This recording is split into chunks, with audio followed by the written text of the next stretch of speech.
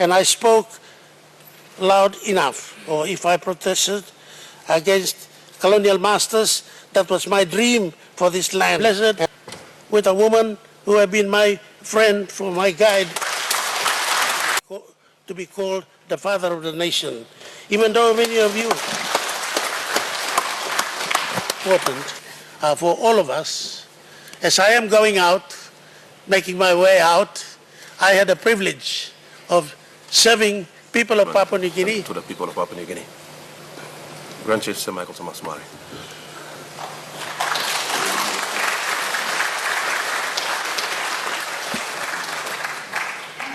I'm sorry, Mr. Speaker. I have to apologize due to the printing problem we have in Parliament. I could not get the papers in time to present, but if I can put it on the Hansard later, my statement to National Parliament and to the people of Papua New Guinea.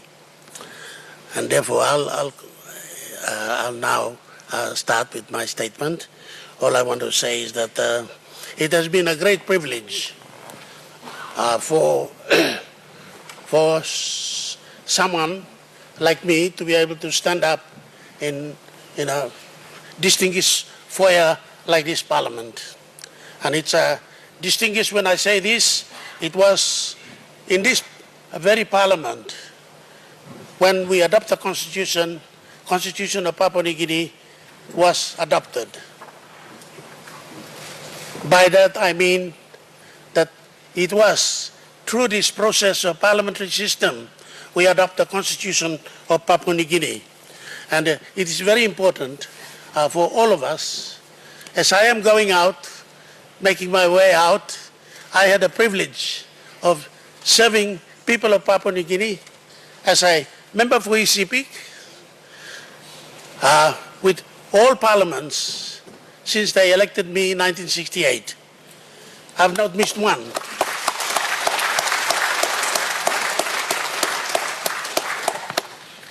And I want to say this, and I want this one to go on the record, to former clerks of Parliament, former speakers of Parliament, parliamentary whips, councils, fellow members of Parliament today,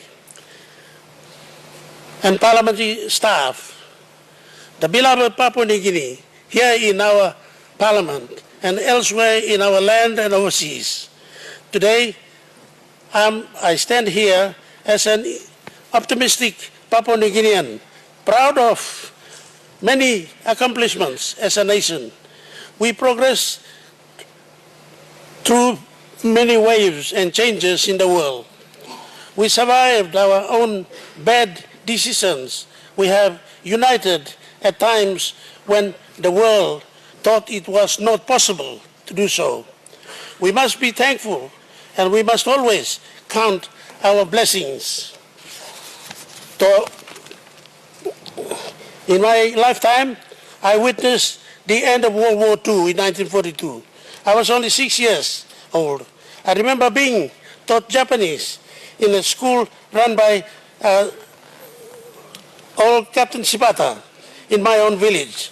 I remember being carried out as a child in the mangrove among bombs and crossfires between enemies. Sir, my father was Ludwig Sana Somare, was a policeman who allowed me to progress with some education. I was competitive. I studied all the way into the secondary school, and I was awarded a scholarship by Australian government at the time to come to Administrative Staff College. By then, I have left. I became a school teacher first, but I had to go back to school again, Mr. Speaker. I forfeited scholarship, and I decided political ambition was my choice. During 1950s, we were all officially launched as natives, native people. I was a teenager attending school, learning about the history of the world throughout Western eyes. At the time, I began to understand the importance of defining our own history. I would have I became a school teacher and later on a radio announcer, where I had the chance to tell our story as indigenous people of this country. During the time, I was not referred to by my name. Instead, I was given a serious number in Australian colonial territory, where I once held an Australian passport. We had a few rights, and our opinions were given to us. Mr. Speaker, many things have changed, and I hope that in 100 years from now on, Papua New Guinea will realize the importance of being an independent country. I know that if we were free to decide ourselves, our people could participate in the process of development and democracy, and that I would suit our culture and our ways of being. Today, many issues remain prominent. Our land is still our pride. Our languages, our customs remain distinct, and our innate sense of families, ties and kinships, networks, underpins the democracy that keeps this system from collapsing. In my lifetime, we went through being secret indigenous political activities in the Bully Beef Club to being members of our first House of Assembly. In this time, in this lifetime, we were being Australian subjects to become Papua New Guinea citizens. Before becoming Papua New Guinea citizens, we moved from being self-governing to gaining full independence. Many observers did not think we could do it. I always felt they were wrong. I refused to hear that. We were natives. We were not capable of doing anything. But we showed to them we did. Yeah. We can.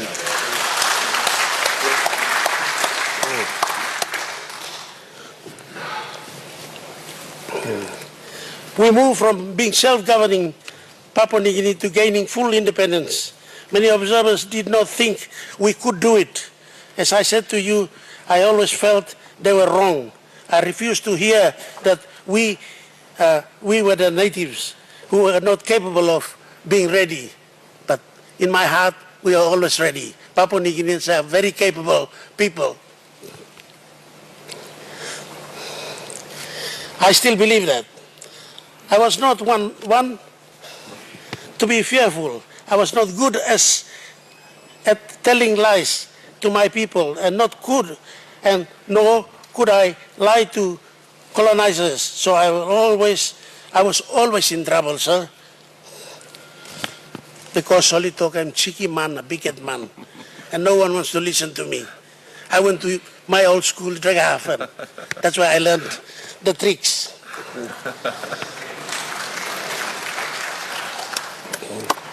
I have reflected on this day often. I must admit that I did not want to imagine my life outside of this institution.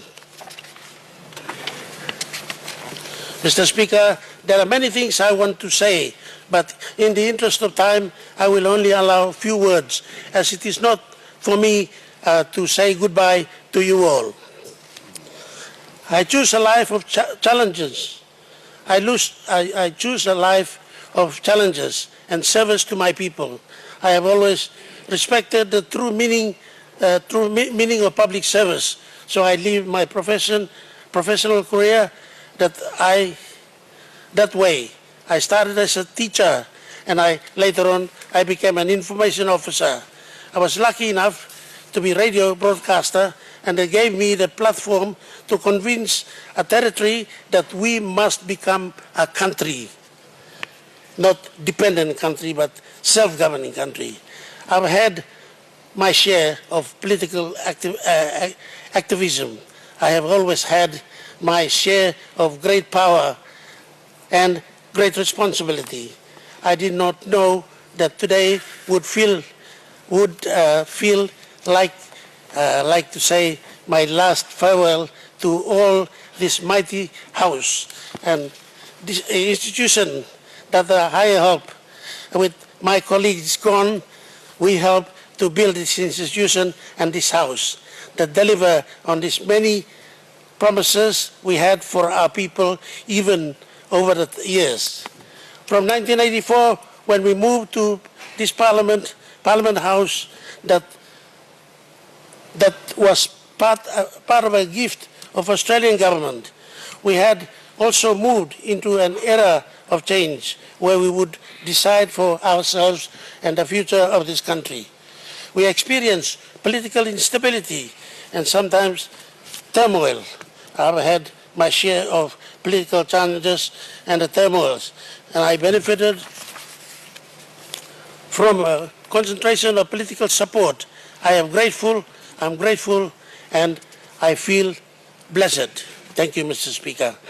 It is on this very floor that we dreamed of a future. We regularly came together as MPs to support bills that became law. It is our conference rooms where here that I spearheaded many press conferences, sharing good news with my people, and many times I was forceful to share bad news with them as well. It is the floor of this Parliament that decided my fate as a leader throughout my career. I have sat on both sides of this Parliament, in government as a leader and the opposition as the leader of opposition. In my in fact, my two brothers and lifelong peers, Sir Julius and Pius Wingti, both forced me to become the opposition leader when I was quite happy as a Prime Minister. After two successful votes of no conferences that I lost on this very floor of Parliament. When I was a young man, I imagined that I thought hard enough and I spoke loud enough, or if I protested against colonial masters, that was my dream for this land, and our people would come to life. I am glad to say that my battles were not in vain.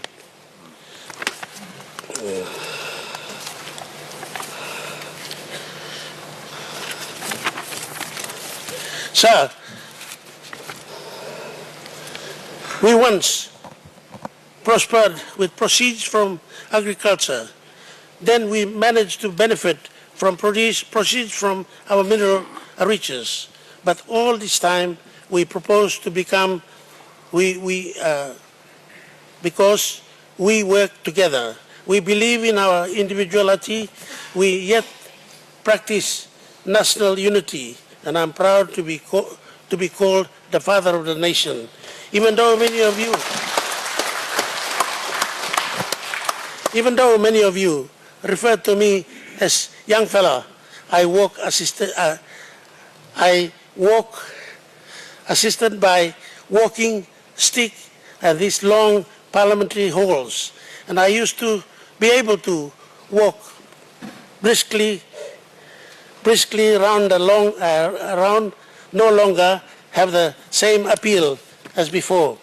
Mr. Speaker, when a candidate goes to the people and asks for electoral support, they are asking to be placed legitimately in the Great House. These aspiring leaders are asking for their people to let them become legislators who propose bills for passage into law. They are not asking to be public figures, managers, or guardians of public funds. They are asking their people to give them the mandate to provide goods and services to them. Sir, we must remember that when we swear on the, when we sworn on to the Bible at the government house or here in front of your chair, we are elected, that we are promising our servants, we are promising that we are servants of our people. It is important to be fit and healthy in this house, to know this importance of parliamentary system and operations. When I look back, I wish for Parliamentary Accounts Committee role to be reviewed. I wondered about bipartisan, that the old days when opposition and government combined and on issues of national importance. I hope the Hansards will be recorded daily when Parliament is in session. I pray that members of Parliament will always be present in this House when Parliament is in session to provide quorum, as our people's development needs are challenges. Challenges can be assessed and improved based on available resources. Mr. Speaker, this Parliament is the 9th Parliament. There will be 10th one. And Parliament will continue to operate long after I'm gone. But this will only happen if we let the rules and determine our behavior. We must allow the legislature to mature according to the strict rules and tradition behind the defined parliamentary standing orders. Standing orders must be only Bible on this House. Standing orders are only Bible in this House, and it must be followed. The Westminster system of government that we adopted, inherited at the independence, providing the principles of valuable tradition of separation of powers that guarantees independence among our core constitutions of state. Sir, these institutions are legislature, which is Parliament, executive, which is Cabinet and the public service, the judiciary, which is our courts. Mr. Speaker, I am parting with wish for new leaders, and those of you who will be returned, I want each one of you to learn that the Westminster system of government is designed to achieve our aims. Democracy is a framework and practices that must complement each other. This is not a new concept. Sir, I want you to learn the importance of separation of powers. You must also allow the role of courts to set the procedures. The rules is also to build case laws. By this requires citizens or aggrieved to this case when civil or criminal breaches occur in our society. To members of Parliament, we must all learn that the role of Parliament is, what the role of Parliament is. This is a law-making body today.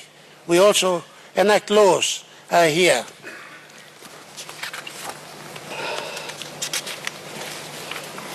So the separation of powers, separations must be clear, as you will contest for seats in the House, next House Assembly, which is a few weeks' time, which is coming.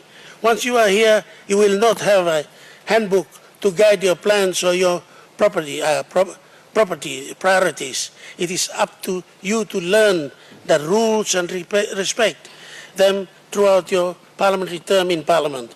You must also honor the rule of our customs and those traditions. Those traditions of our Christian faith are equally important. From 2002,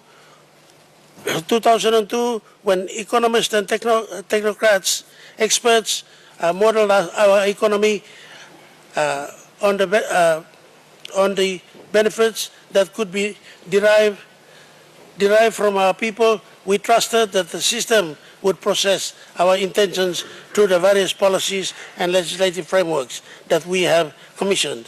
Mr. Speaker, at this time, I want our institutions to be strong enough to handle the amount of money we were going to make from the sale of our soil and our gas, our oil and our soil, our oil and our gas. In my time, democracy and technical advice of qualified public servants who lead our departments determine all my public policy decisions. Sir, I want investors to come here and again to this land of riches. I know we need the political will to translate the political stability. We want to create a safe regulatory environment for foreigners, foreign investors, but even more importantly, sir, Papua New Guineans to enjoy the benefit of the riches of this country. People will say that we are not a rich country, but our country is a very rich country. And it is for us to unite together, to sit together here, make decisions that will enable our people to progress further. We may be fourth generation. I may be fourth generation politician, but in future lies in your good hands.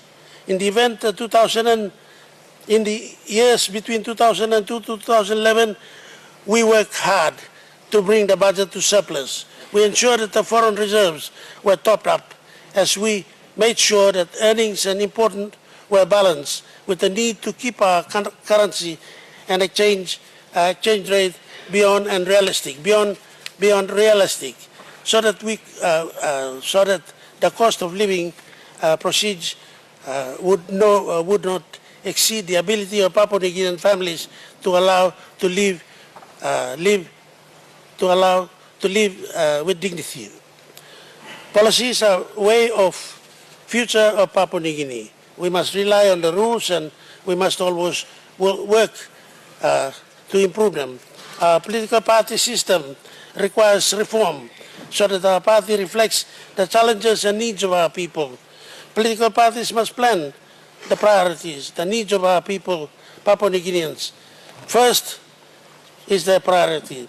This will translate to service delivery and institutional capacity and governance. Law and order will benefit from the rules, and public tenders and other social standards will improve if we honor and worship rules of our adopted system as we honor and worship our Christian principles in Papua New Guinea. Sir, as I say, there are many things to discuss here today. I bid you all farewell and say this. I've been a man of principle, rules and determine my conduct through my life. I am blessed with a woman who has been my friend, for my guide,